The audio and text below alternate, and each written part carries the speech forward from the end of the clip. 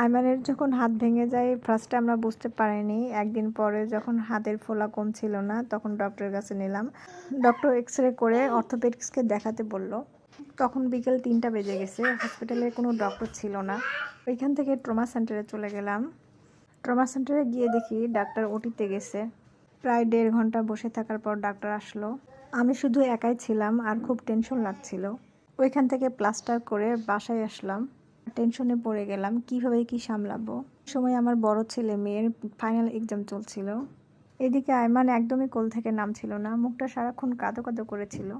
ওর হাতের অবস্থা দেখে ও নিজেও অনেক ভয় পাইছিল। কয়েকদিন পর আল্লাহ পাক সব কিছু সহজ করে দিল। আয়মান একা একা খেলতে শুরু করলো, মুভ করতে শুরু করলো।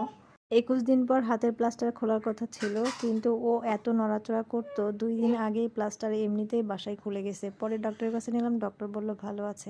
এখন ভালো আছে আলহামদুলিল্লাহ।